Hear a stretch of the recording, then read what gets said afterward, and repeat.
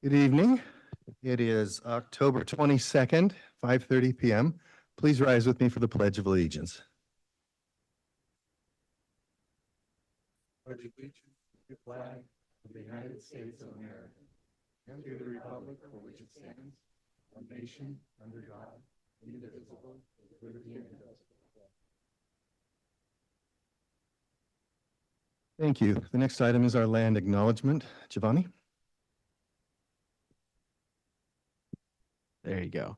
Evergreen Public Schools resides on the traditional lands of the Chinookan people and the Cowlitz tribe. They have lived on and cared for this land and its waterways since time immemorial. We thank them for their stewardship and make this acknowledgement to open a space of recognition, inclusion, and respect for all Indigenous students, families, and staff in our community. Thank you.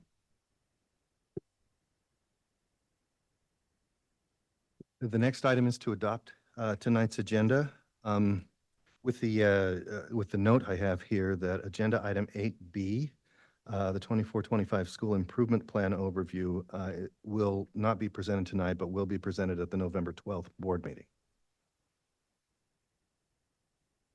That is all.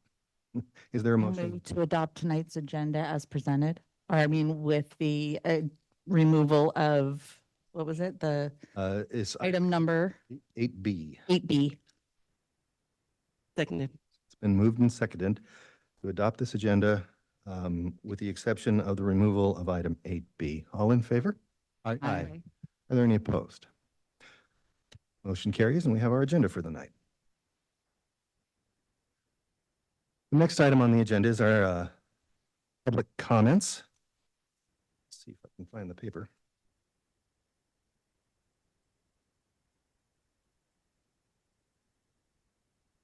There we are. Any community member wishing to address the board may do so during the designated time on the agenda for public comments. Comments are to be directed to the board of directors as a whole and may not be addressed to any individual member of the board, the administrative staff, or the audience. Although the board will not engage in dialogue, the board chair may ask a speaker a clarifying question or follow up at a later time on an issue raised during public comment. Each speaker will have a maximum of 3 minutes this evening. There is no mechanism whereby a speaker can donate some or all of their time to another. No individual may speak more than once per regular meeting, even if there is time remaining. And please state your name and district affiliation, if any. We'll open up public comment. The first person to speak on our list here is Catherine Furtick. Catherine, are you here?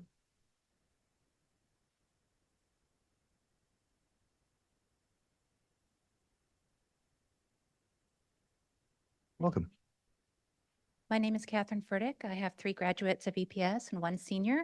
Because I know you all value the arts, I'm hopeful you will consider what I share tonight. I originally began volunteering for art discovery when my girls were in elementary school, and the disparity of how art discovery played out for our students really concerned me even then.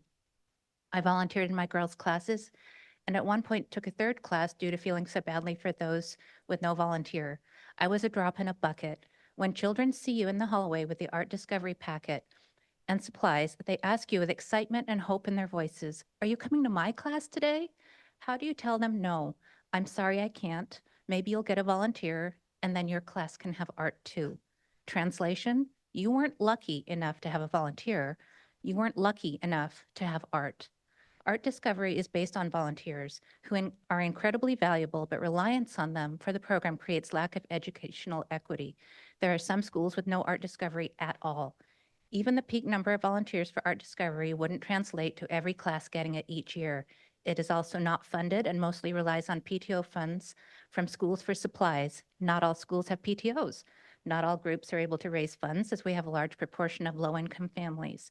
There are schools whose communities are better able to donate and others aren't. This is not faulting PTOs. They are vital and also made up of volunteers. But again, luck of whether your school has a PTO that can help fund supplies determines what can or cannot be provided.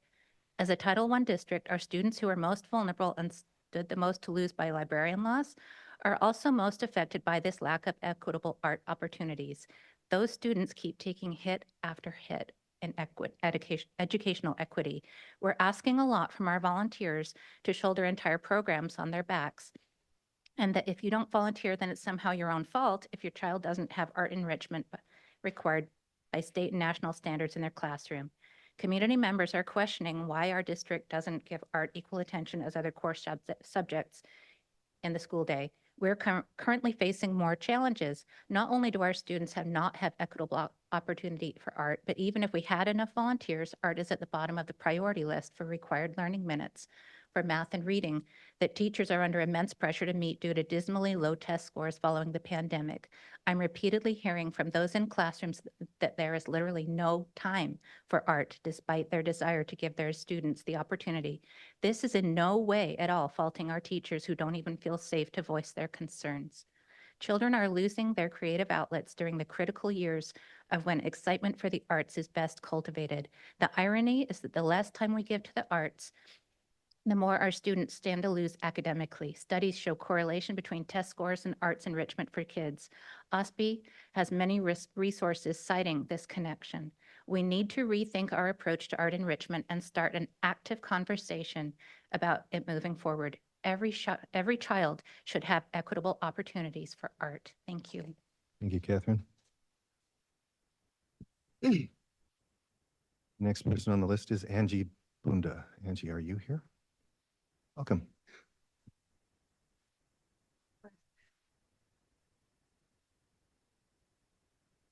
Hello, I'm Angie. I have 2 children in the school district. I would like to talk today over concerns about the staff expression policy and how it is negatively affecting EPS. I'm worried about how my and other families' children being at school with teachers and staff who don't feel comfortable speaking openly about issues occurring in the classrooms. I've talked with a plethora of staff throughout the district who have told me they are too afraid of retaliation and being fired if they speak out.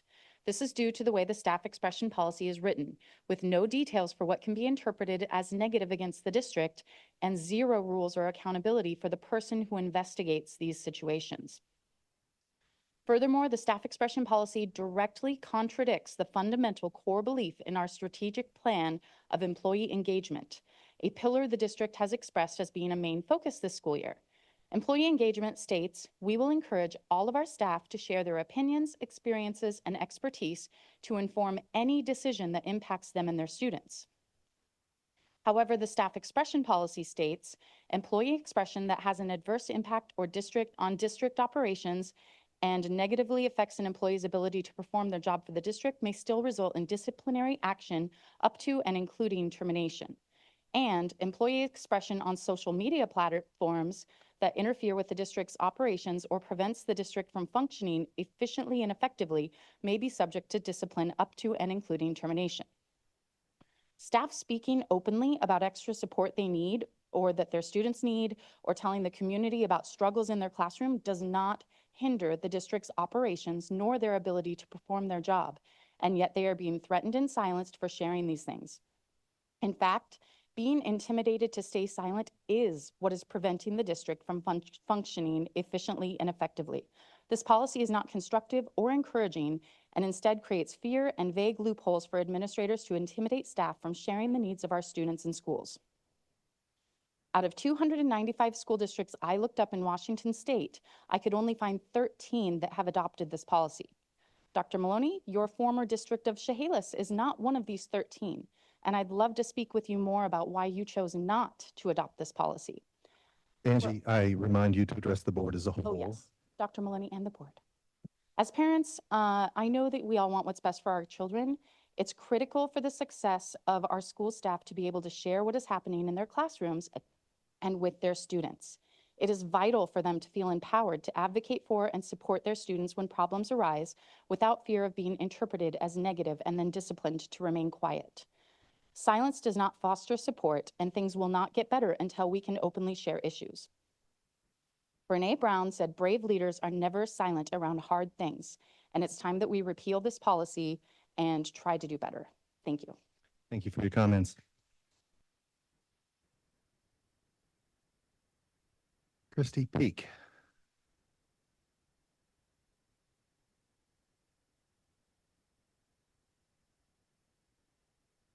Good evening. Christy Peak, President, Evergreen Education Association, and I am here with a resolution which was unanimously supported by the Rep Council last night. Whereas the community of the Evergreen Public Schools has historically shown support for fully funding our public schools, and whereas the members of the Evergreen Education Association have been and continue to be grateful for the community's unwavering trust and support, and whereas in addition to high-quality academic education, the members of the EEA take great pride in the fact that Evergreen Public Schools provides extraordinary extracurricular activities for the enrichment of the whole child. And whereas members of EEA routinely work above and beyond to provide for the needs of students, offering additional opportunities for growth in addition to the state-required basic education. And whereas a prototypical school funding model established by the Washington State Legislature is severely inadequate to meet the increasingly diverse needs of our students, impacting the districts and our ability to address the needs of students furthest from educational justice and eliminate opportunity gaps. And whereas the legislature of the state of Washington has left the funding of enrichment activities for a quality education for our students to the local community, and whereas the continued investment in technology resources for students is essential as part of their basic education and to support staff in providing modern curriculum, instruction, and resources.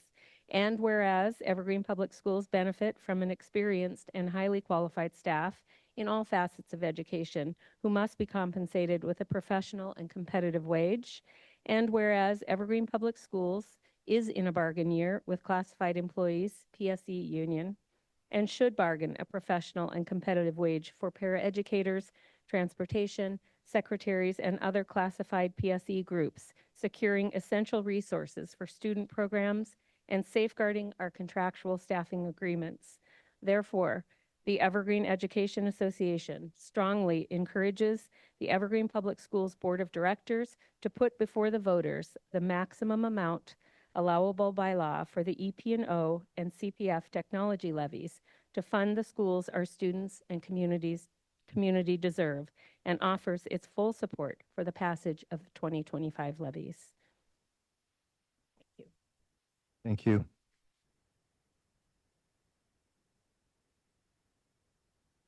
I was going to ask if you had copies of that. Thank you for the copies. Camille Lohman. Camille, are you here?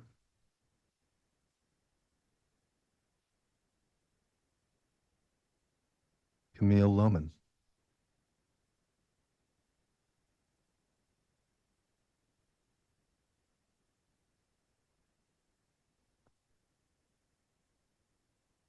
Camille was the fourth person on a list of four, and we'll welcome her comments at another meeting. With that, I'll close the public comments section of the meeting, and we'll move on to the next part of the agenda.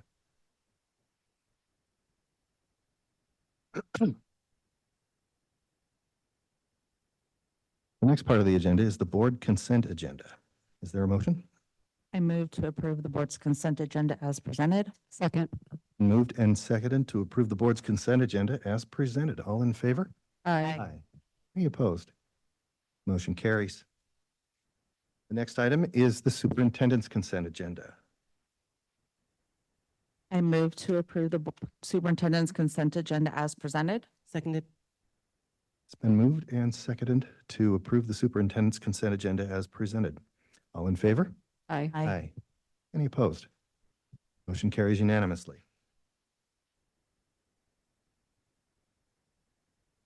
The next item is our superintendent report. Dr. Maloney?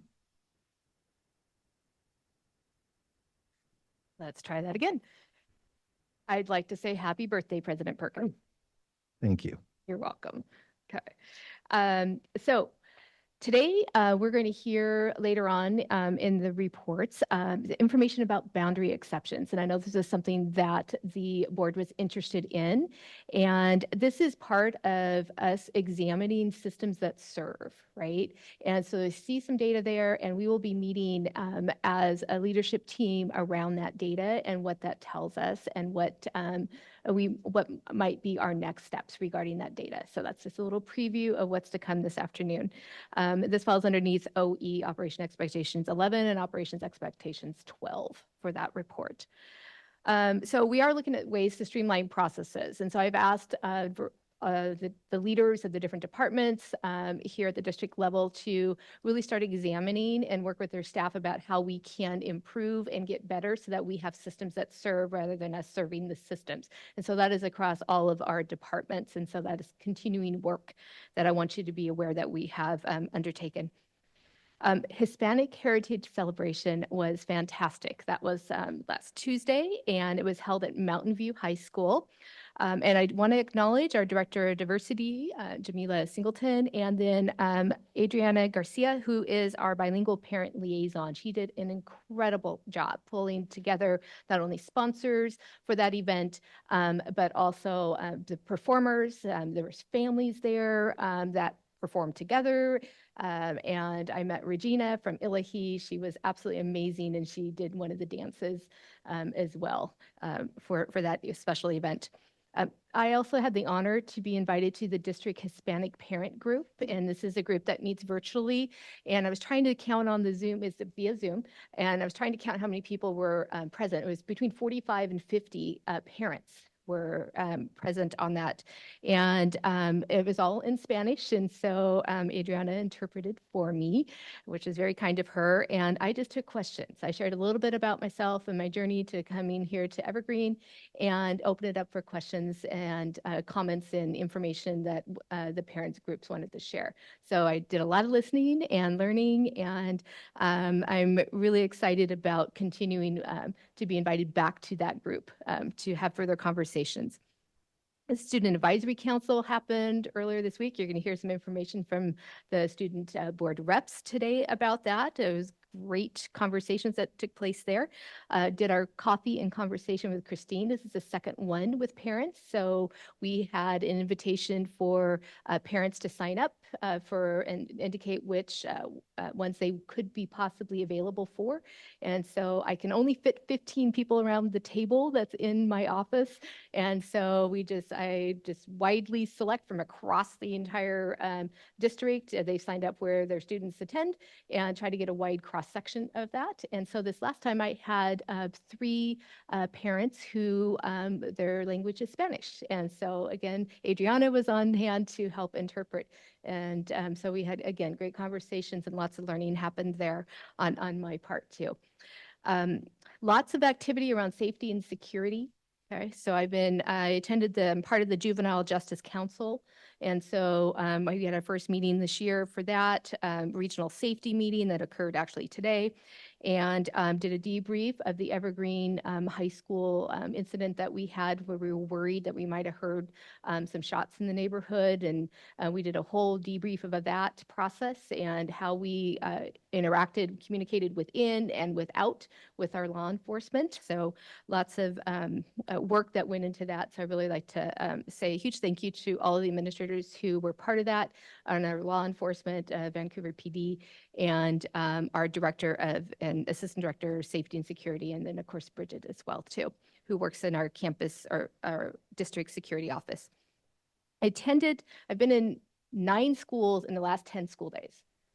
So since our last meeting, and on October 11th, I was able to pop into professional development that was occurring around student growth goals, and looking at identifying students who are struggling in the groups that we've identified at each school, so that teachers can focus their attention with those students in particular, and utilize strategies to help those students meet the standards, and by utilizing specific strategies to help certain groups of students raise their student achievement across the board, that it raises student achievement. So really excited about moving forward with that work in the buildings and seeing what happens with that.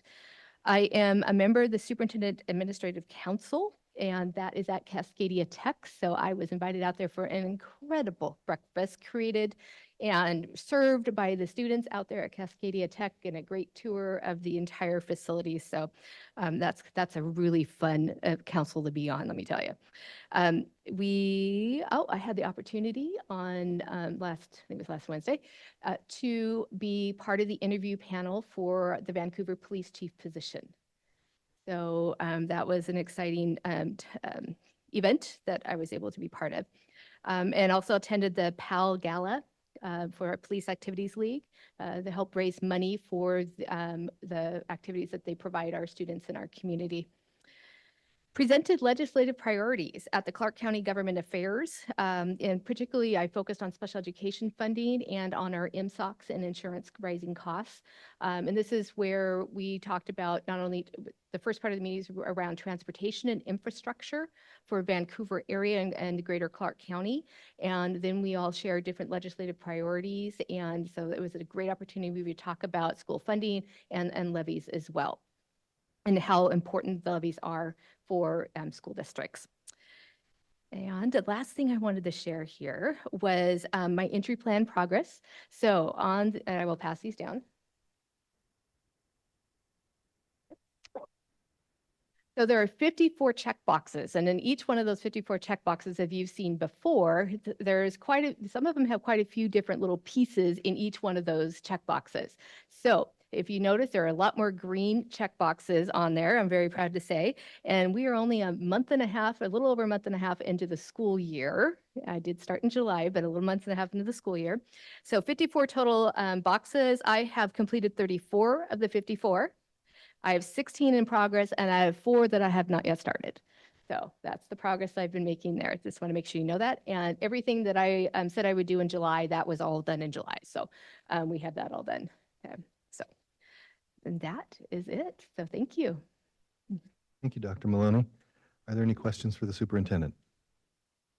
I was just wondering, when do you find time to sleep? Yes, good question. And I try. No, it keeps us busy. Any other questions? Hearing none, we'll move on to our next agenda item, which is our Student Board Representative Report.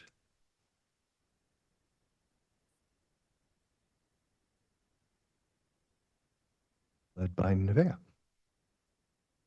Good evening. Good evening. Okay, good evening, Board of Directors. I'm Nevaeh, and tonight I'll be sharing some information from our last SAC meeting. We met last Thursday. We had about 12 members attend the meeting. We had varied answers from everyone. And again, we're talking about cell phone policy. A lot of people portrayed that high school should have more freedom with phones compared to elementary and middle. And then we shared some information that students in high school could have a better, more independent mindset than some younger kids. We also need and want to have another meeting to discuss more of the details of the how and the why.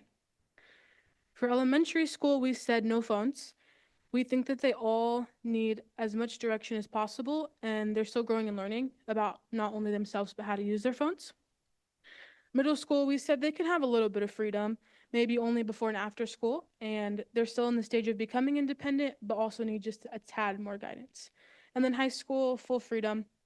They're going to be in college in 4 years, some of us 1, so we think that they need to really hanker down on that independence. And then lastly, for our next steps, at our next meeting, we're going to have another conversation as well as another activity about the policy, and we're going to try to get some different perspectives. Are there any questions? Perfect. Thank you, guys. Just appreciation. Thank you, Nevaeh.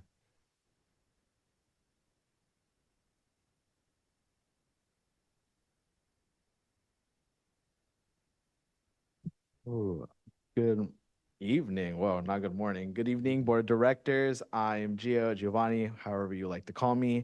I mainly focused on the cell phone survey part of our report. And what I did is that with the cell phone survey at first, when it first sent out, we only received around 100, 150 responses. And so that doesn't really, in a way, we thought it didn't really match up to what our student voice was in our district. And so I worked with Diana on making a whole new revised version of the cell phone survey, more student friendly, as I did change the language since a lot of the language was not very comprehensible by students. And so I as well worked with admin around our district on with a slideshow that I made on easier access to gain and to go to the survey in general, as a lot of students were also struggling on accessing the survey. And so I had a whole slideshow made so it is easier for them to access it and for them to have a more of a walkthrough on how to go to the survey. And as well, with the new survey that we sent out, we have received more than 3,000 responses with the survey. So it's a very big jump from measle 150 to a big over 3,000 responses. And so it's a lot for us to actually work with and to actually feel, good that we do have student voice involved. And as well with reaching out to admin, I asked them on, dedicating class time for the survey, as a lot of students came up to me saying that they didn't have class time for doing the survey. And since a lot of students now, we are involved in other activity, extracurriculars, sports, clubs. A lot of students were in leadership position for clubs. And so they are trying to bounce around their time. And as well, with that survey, they didn't have the time to fit it in. So I contacted admin from fourth for elementary schools, specifically focused on fourth and fifth graders, as they are making a bigger transition into cell phones. And with middle school as well, contacted 6 through 8, and then as well with high school. They all worked amazing with me. We had a whole plan set out. They all gave me their plans on how they are working with cell phone policy, and then they did all dedicate certain periods of their time throughout the school day to present that survey out, and really nice and relieving to have that. So thank you. Thank you. I appreciate your work. Good job. Yeah.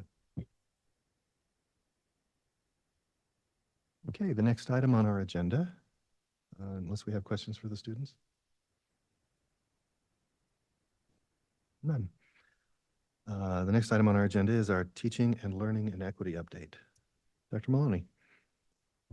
Yes, I would like to turn it over to Chief Academic Officer, Dr. Brian Fox. Good Evening, evening, Dr. President Fox. Perkins, members of the board. This evening, I have 3 items to share in our teaching, learning, and equity update. I'd like to share about boundary waiver data, our recent professional development day, and school improvement plans.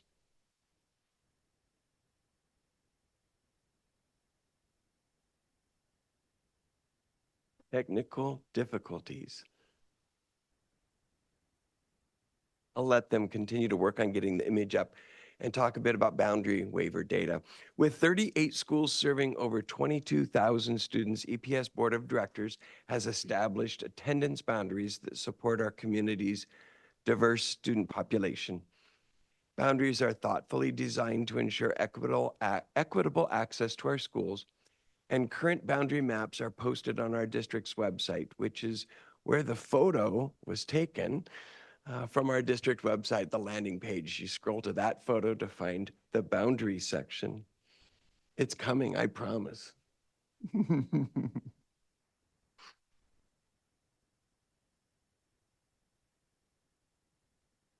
We understand that sometimes circumstances arise that may require families to seek boundary exceptions, and we encourage parents to submit requests on the boundary page of the EPS website, and they would look for that picture, including supporting documentation which can help clarify the reason for their request. Our process for evaluating boundary exception requests is designed to be fair and transparent, prioritizing factors such as the enrollment status of siblings and the date of submission, as well as capacity at the requested school. We strive to communicate decisions in a timely manner, keeping families informed and supported throughout the process. In the past 2 years, this has been more challenging to us with reduced staff. And if you could add the next slide, we want to extend our thanks to Amy Carey, our boundary and homeschool specialist. We We want to thank her for her dedication and the extra hours she has put in to ensure timely responses to families over the past few months. She's a very conscientious person, and her hard work is truly appreciated. I have two simple slides to share with you, and a full spreadsheet of information is in your packet. So on this slide, you can see two bars. As of October 1st, we have received 1,508 requests to leave EPS. One data point of interest is the number of students requesting to leave so that they can participate in an online education program, and that's represented in the green portion there.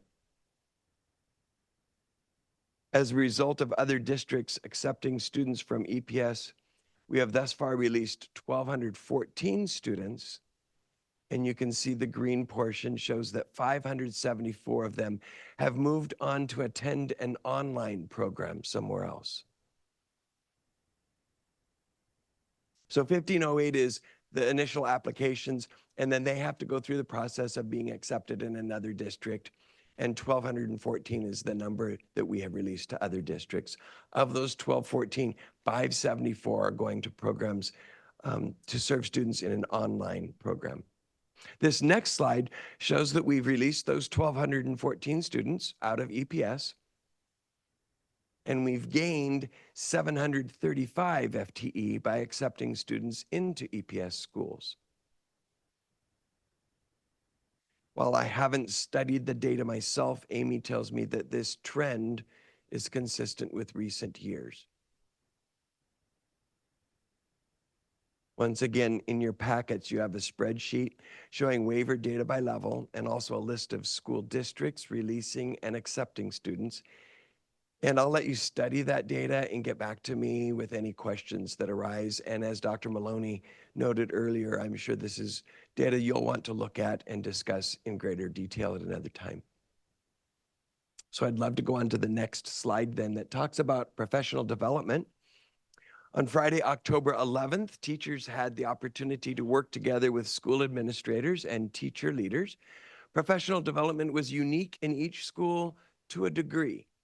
However, there were two items which took up the bulk of the day at all of the schools, and Dr. Maloney has already referenced one of them, student growth goals. We call them SGGs.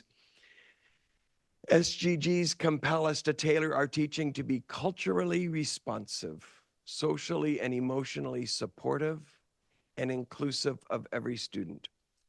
On Friday the 11th, teachers learned how to identify students for these goals and how to pick two specific times to measure their progress. Another item that took up quite a bit of time on that day was the Smarter Balanced Interim Assessment blocks.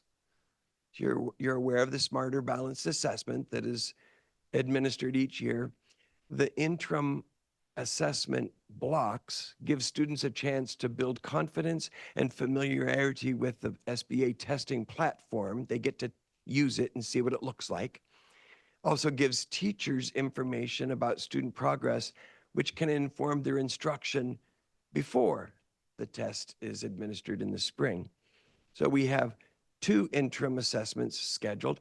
In November, students will take a language interim assessment, the ELA, English Language Arts. And in March, they'll take the math interim assessment. In Evergreen Public Schools, one of our core values says empowerment is built through learning. EPS empowers students and staff to achieve their goals and dreams by advancing their own and others' learning. Well, we're doing this strategically through targeted professional development as seen on Friday, October 11th, and through district and school improvement planning, which is what I'd like to talk about next. Executive Director of Programs and School Performance, Dr. Heather Fowler, has previously shared with you the primary components of our district improvement plan, which are directly aligned with the EPS strategic plan. For example, a lot of words, but they should be somewhat familiar to you. Goal 1, which is culture of safety and belonging, Our measurable goals are to, one, decrease chronic absenteeism by 10% and increase a sense of belonging and student engagement by 10% on student surveys. And then for goal 2, foundations for success and growth and mastery of grade level standards, our goals are to increase achievement of all students in math and English language arts, ELA, by 12% on the Smarter Balanced Assessment, and increase the number of multilingual learners exiting the transitional bilingual instructional program within 6 years. So we've picked some very basic and powerful goals for us to work on. I'd like to draw your attention or remind you of the strategic plan and draw your attention to the back. This is a chart that we use quite frequently, and I have a couple of slides where I've circled portions. Let's look at the first one. This graphic provides context for the presentation that you will hear at your next board meeting about school improvement plans. In that area that I'm certain you cannot read, when the district and teaching and learning and equity team members, quote, articulate instructional scope and sequence that incorporates rigorous learning goals and curriculum, then, next slide, principals can conduct and monitor frequent data cycles to inform timely and meaningful feedback to impact educator practices and make necessary adjustments. So in other words, simpler language, when a district develops an improvement plan with measurable goals and action steps, schools can develop an improvement plan with measurable goals and action steps based on the context of their community. And so this part of my update is preparing you for the presentation that you'll be able to see on November 12th. And it will be the first of 3 points at which you'll be able to learn more about school improvement planning. At your next meeting on November 12th, Director of School Improvement and Accountability, Karen Fox, will be making a presentation to get us started. She will provide more high-level information about the process.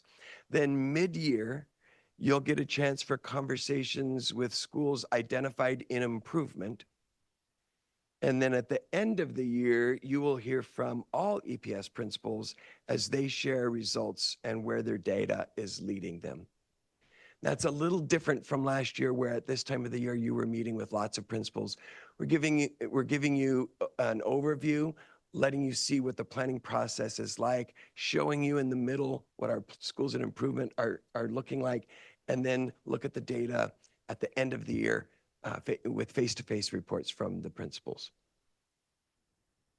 So next slide, I'd like to return to this graphic showing that teaching and learning and equity intends to support the important work in each of our schools.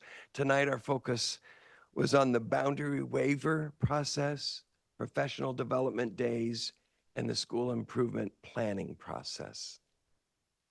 What questions or comments do you have? Any questions for Dr. Fox? I just have one question on the boundary information that you showed. Was that 2023 data or this year's data? This year's. That's as of October 1st. Okay, thank you. This question might be answered at our next board meeting, but what are the data that you mentioned there? Monitor frequent data cycles. What data is that? So that's looking at test results. That's looking at attendance data. Each school will have a report for you showing the kinds of improvement that they're working towards and the data that they're using to measure their progress. And so some of it is district-wide and some of it is individual school data. And yes, you will learn more about that when Karen presents on November 12th. Would that include teacher data or? Probably in the individual teacher meetings as they meet in professional learning communities, they may look at their own data or share their own students' data. Again, that's going to vary from school to school on what that looks like. Thank you. Is iReady still in use? I believe so. Um, You talked about SBAC interim assessment blocks. The purpose of gathering that data, will you talk a little bit about that and how, a little bit more about how that's used in the planning? I can clarify and then ask Karen Fox to make sure that she includes that in part of her presentation. Thank you. Primarily, well, maybe not primarily. One of the main reasons for doing the interim blocks is to put students in front of the platform. Let them see what it looks like and feels like. Familiarity is really important. Instead of waiting for the big test and then having it be a new experience, these 2 interim blocks will give students a chance to interact with the platform and see how it looks and maybe not be as surprised or even fearful when it comes time. And then, as I mentioned in November, the interim block will be on English language arts, and the data from that will inform our teaching. The data that we receive back will be informative to our teachers. They can adjust instruction accordingly, and it's better to get that data earlier in the year than to wait until the end. And in March, our interim data will be in math, so maybe more informative as we plan for the next year, but teachers are able to then use that data, specifically ELA and math, to inform their instruction.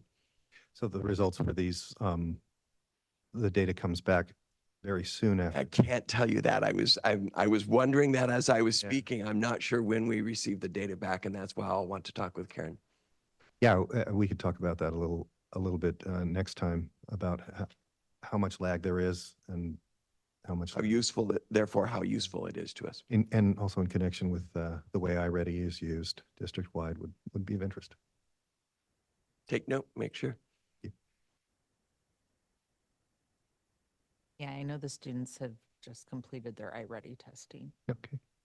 Oh, and how much time does it take to do the interim assessments?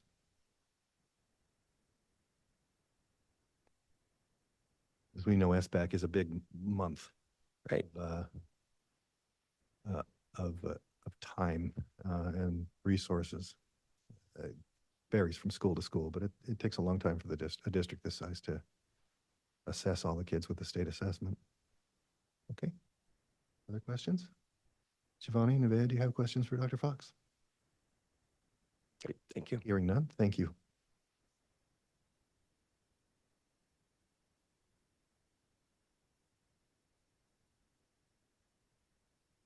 The next item on our agenda is the good news report. Is Craig here? Hey, Craig.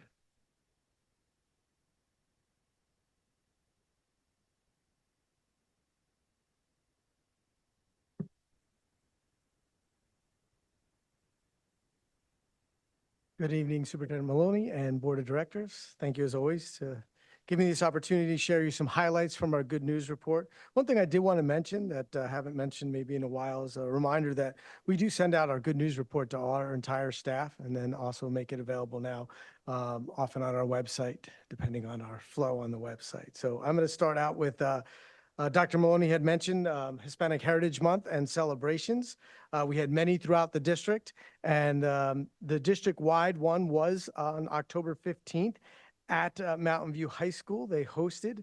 Dr. Maloney was there. There were great performances. There was music, there was dance, and there's Dr. Maloney meeting people backstage. Also, it was the first time the district gave out Cultural Impact and Leadership Awards. They were given out to students who have made significant contributions to promoting cultural awareness, leadership, and advocacy in our Evergreen Public Schools community. And so that was a special award for those students.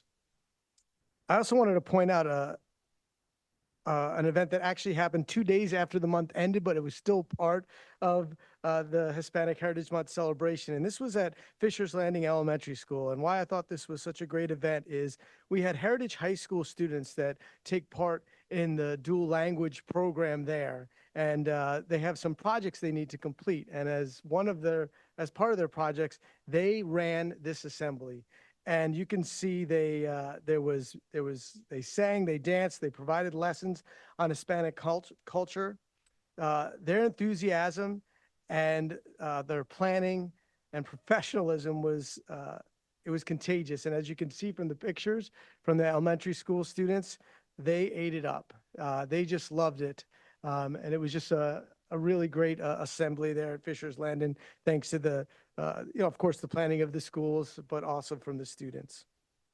We have a video story that we shared out, I think last week, Art Makes You Smart at Marion Elementary School.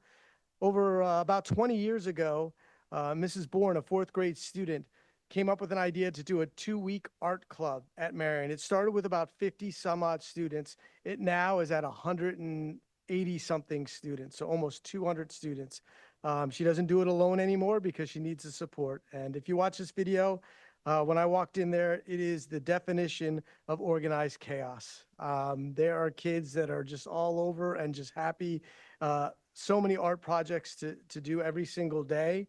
And it's another example of the older students, the 4th and 5th graders, they help out the younger students because sometimes they just walk them down to the gym area where they do the work. And since some of them have been doing this for many years, they also help out the younger students if they have any questions about what's going on. It all culminates at the end of the second week with a gallery walk. And it was so big that they had to go outside of just the gym area and go into the regular part of the school. And that's where family members come and view the art. And they pull it right off the walls because they could take it home at that point as well. So a really wonderful experience at Marion.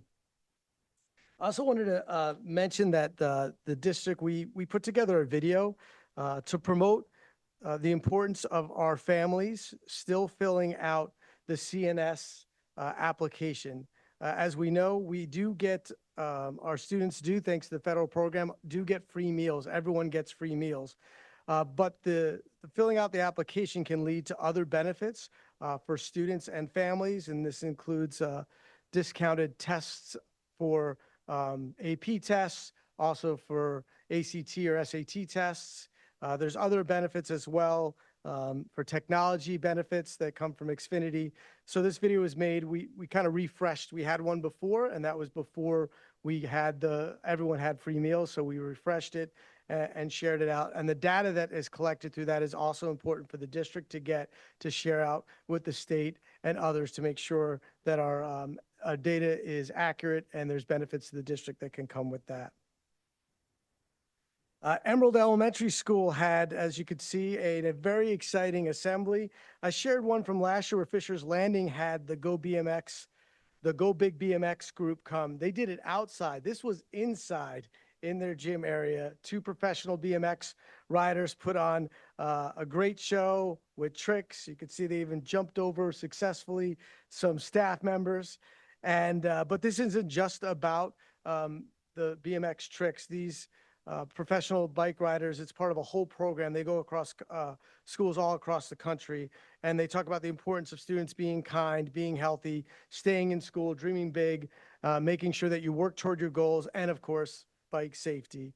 This was on a Friday. As you can imagine, it was a lot of excitement in that gym. When I was leaving, it was like 11:30, and I thought, oh boy, these kids are going to have to come down and finish the rest of the day, but a very exciting assembly. And finally, I want to share something from a classroom at Sunset Elementary School that they shared with us.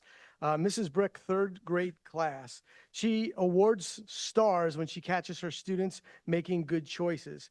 And the entire class can add up these stars to earn a class award. And what they chose was an indoor camping day. And as a father of a 7-year-old, I can say that for some reason, children love to make blanket tents and pretend to camp inside. And they had their entire classroom completely covered in blankets for these tents. They were able to do their independent work under these tents. As you can see from the pictures, they wore pajamas. And just had a really great time. And they're already moving towards earning more stars to earn their second goal reward from Mrs. Brick. So that's a great story that comes from a 4th grade classroom. So, and that is my report. If there's any questions, just let me know. Any questions for Craig? Thank you. Thank you.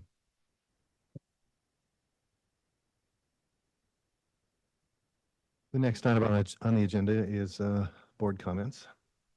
Any comments tonight? Well, I'd like to thank all the public speakers tonight, as usual, and also want to thank our student board for the work they did getting that. I think there was over 3,600 students that responded to the cell phone survey, so it was good going through that, and hopefully you guys will be here tonight for our board workshop where we'll be discussing it further. I should have moved it. I was just taking a look at the calendar here and remembering last Tuesday we had Jenny and I had breakfast with the board with Union High School students. Giovanni was there as well. And Giovanni, I want to thank you for the leadership you showed during that meeting.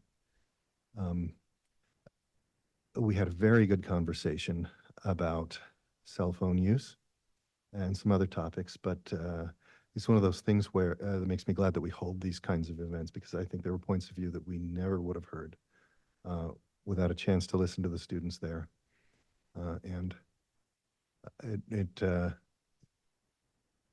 really helped me evolve my own opinions about cell phone policies and things in school. So I'm very thankful for the group that Principal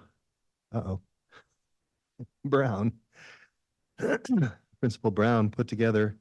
They were just great students, and I just continue to believe wholeheartedly that there's no reason to fear for the future with kids like this coming up.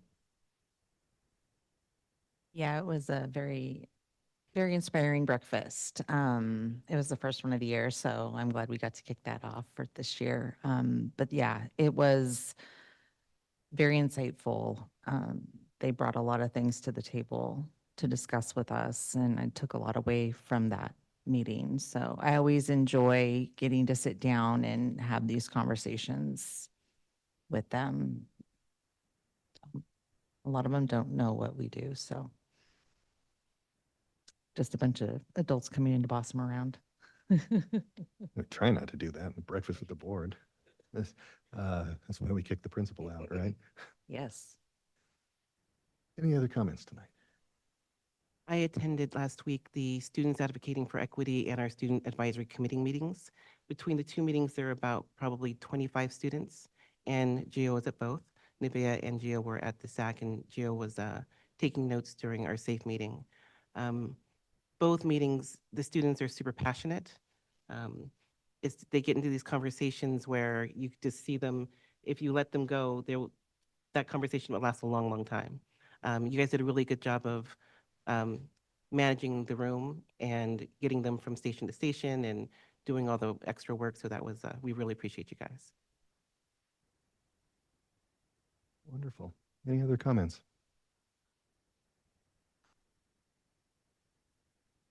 Okay, at this point, we will, let's see, the time is 6:23. We'll go into recess for a few minutes and then reconvene for our board workshop, which will include 2025 levy discussion, a discussion about student cell phone usage in school, and a very short legislative update, followed by some calendaring items. With that, we're in recess.